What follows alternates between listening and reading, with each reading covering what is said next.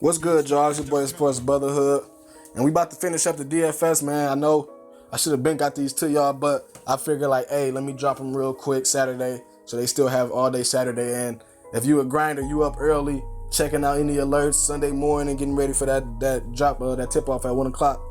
And right now, we're just gonna give y'all my tight end picks. As I say, y'all know the formula, man. 3 top ones, 2 value, save y'all some bread. Let's get into it. Tight ends this week. Now, we got a couple obvious choices. But with tight ends, I like to really, either receivers, I like to really think about who's going to touch the ball. Because fantasy is about numbers. You want your player, especially at a position like this, you want your player to have as much opportunities. That's why I got burnt with a lot of tight ends, because I would pick a tight end for expectation. No, you have to really pick off numbers, results. Is he really getting targets? Is he really a focal point? Some tight ends are blocking tight ends. You don't want to pick a blocking tight end. You have to know what you're doing. So we're going to start it off with a pick. I feel he's going against a tough defense, but the usage and the game flow. Michael Bennett. New quarterback, Aaron Rodgers. He played well with Tom Brady, but I feel like Aaron Rodgers will use him just like a wide receiver. He hasn't had a good tight end up to this caliber in a couple years, so I can see him and Aaron Rodgers connecting a lot, especially in that red zone. So start you off, man. 4,100, not too expensive. I know some people don't even like to spend this on tight ends, but you have to learn how to use that bankroll, man. That salary cap, you got to learn. So Bennett, I would definitely get him in my lineups, man. They in the high Vegas, high-rated game. I want to say it's a 50-point spread between this game, between the Seahawks and Green Bay. Green Bay's at home, and you got to think that with Seattle probably shutting down the wide receivers, Bennett has some room to get open. So definitely I would check out Martellus Bennett for the Packers, man. Now this is the most obvious pick. Greg Olsen. Don't really need to say too much else, man. It's going against the 49ers. And y'all know number one rule, we make money off weak teams at the Brotherhood DFS University. We make money off weak teams. Now you would say, wow, why would I want to spend up? But you got to look at the game breakdown. Carolina should be in the red zone a lot. That's key with tight ends. A lot of tight ends get them short red zone touchdowns, you know what I'm saying? Or them play action touchdowns in the red zone. So I feel like Greg Olsen has a lot of opportunities to do that this game. Cam is probably not going to want to stretch the field so much. You know, I heard that the game plan gonna be a little sheltered towards giving Cam a smooth transition into this first game. So we could see a lot of dump downs to the young rookie quarterback, and we could see a lot of nice little dump downs to the tight ends, because they probably don't want to try to just get the throwing it deep. He coming back off the shoulder. I want to believe it's a shoulder injury. So if Cam has to do a smooth transition this first game and they're not too aggressive, we could look for the running backs and the tight ends to have a good game. And when you're going against the 49ers, everybody have a good game. It's a field day. So definitely, and I just said if you wanted the top production, I would go with Greg Olsen, man. Another top pick that I like and a lot of people like is, of course, we got Zach Ertz at 3,500. Little more different price range, probably help out your roster a little more. We all know that the young QB Carson Wentz love Ertz. He was one of the highly most targeted tight ends last year. Looked to be the same thing this year. Division game against Washington, big game.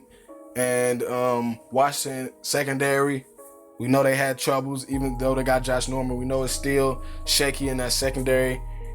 As you see, they ranked in the bottom third in secondary. So let's take advantage of that with a young QB who running game's not proven yet. And we've seen that.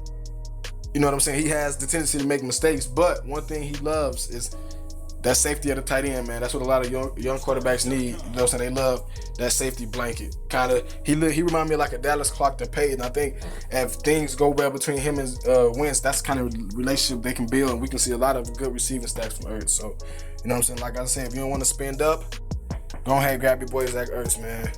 Now let's get down to these 2 value picks. This one I don't want to give y'all because this one I'm using, but it's the Brotherhood here, man. I want everybody to make money. That's Charles Clay, man. Great matchup against the Jets. Great matchup against the Jets on paper. Great matchup. Jets is one of the top 5 most fantasy points given up to tight ends.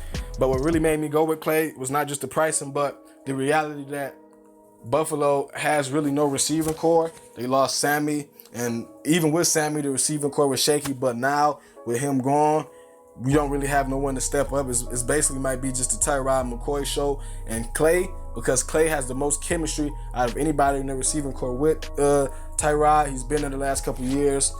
Last season had some good game in spots, and I feel like this game against the Jets is kind of gonna be another blowout potential game where Buffalo offense could just explode. And we know that if Tyrod throws at least 2 to 3 TDs, we can expect Clay to get 1 or 2. We can expect that. And against the Jets secondary, it won't be that hard to do it. So, first value pick, man. This is a big one. Really, really consider this. I'm playing them. I don't know about y'all, and I would consider it because I don't want y'all to miss it if this man go out for 2 touchdowns. So, first value pick, man. Charles Clay. Check that out, man. And last but not least, man, to give y'all some of that, that fantasy value. We gonna we're gonna keep it in if he's starting though, if Zach Miller's starting, let me check. If Zach Miller's starting, then that might be a good move too. Yeah, I believe he is. Let's check him out real quick.